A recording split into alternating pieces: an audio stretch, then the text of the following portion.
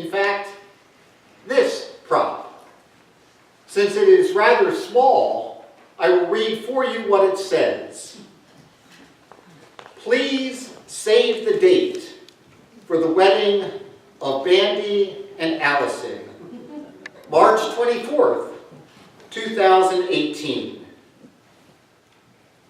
I'm not exactly sure when this became a custom, but with families being more spread out these days, it makes sense. You want people to come and be a part of your special occasion. And so, you send out this very early reminder for them to put it on their calendars so that they will indeed save the date. As I look at our gospel lesson for this morning, it occurs to me that the Master might have benefited by sending out some of these save the date notices. Then again, in a way, he had. Let me explain. We learn that a certain man was hosting a dinner party. In that culture, it would have been customary for him to send out invitations well ahead of time to invite those guests to his party to receive from them an RSVP so that he would know in advance how many people to expect for his meal. So at the point where Jesus begins his story, when the meal has been fully prepared,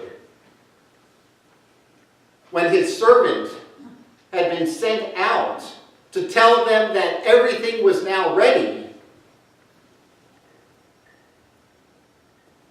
these guests would have long ago accepted the initial invitation. This second invitation was simply to let them know that now was the time to come. And here is where things get interesting. Despite the fact that this meal had been fully prepared, despite the fact that they had already accepted this initial invitation, some of the guests began to back out of their commitment. As Jesus tells us, but they all alike began to make excuses. Clearly, these guests would have taken exception to this accusation, arguing that they had legitimate excuses or reasons for not coming. However, as we take a closer look, we discover that they are, in fact, excuses. In the first instance, the man says that he has just bought a field and he needs to check it out. While that may sound legitimate to us, no one at that time would have bought a field without examining it thoroughly first, making sure that it was satisfactory. So, for whatever reason, this first man was backing out of his dinner commitment, and he used a pretty poor excuse.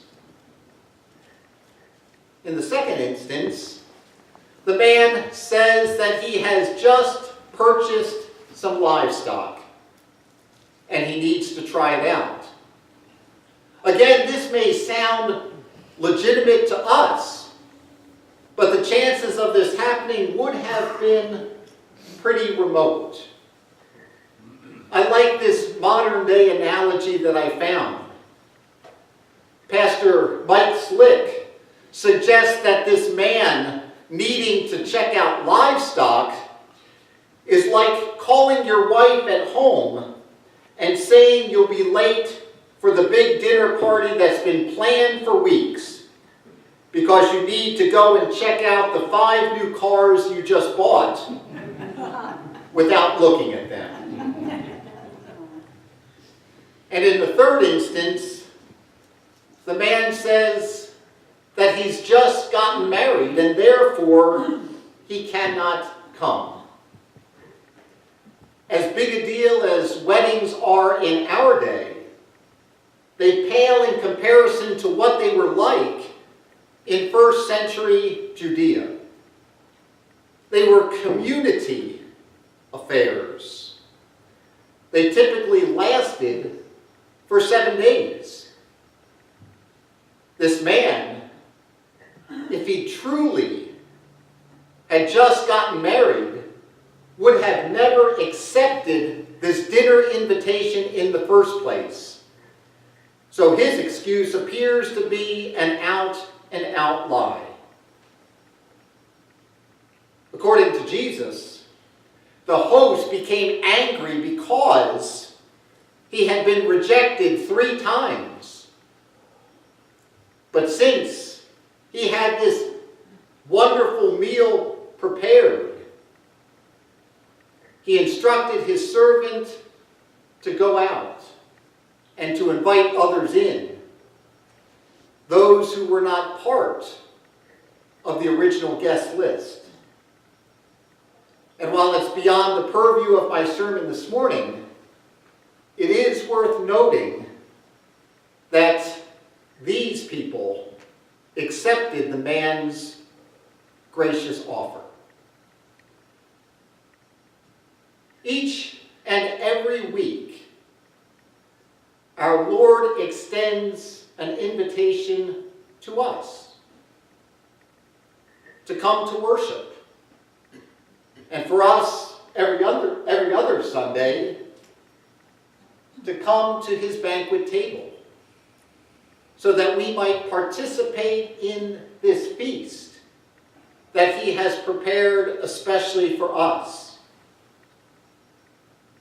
And so, the questions we need to ask ourselves are, do we make worship a priority in our lives? Or do we allow other things to get in the way? And consequently, we need to make excuses. Now, I fully realize that I am preaching to the choir here. After all, you are the ones who accepted the Lord's invitation to worship today. Still, I think that it is worth asking, because it may be something that some of you wrestle with at least occasionally. First and foremost, I believe that Sunday morning worship is important for us because God is worthy of being worshiped. And worship is our opportunity to express our thanks and praise. As the psalmist declares, "Great is the Lord, and greatly to be praised. His greatness is unsearchable." I credit my parents with instilling in me the importance of going to worship. Long before I made worship a priority in my own life, my parents made sure that I was in church every week, whether or not I wanted to be. As they explained it to me, God blessed me each and every day. And so the very least I could do was give God 1 hour a week to say thank you.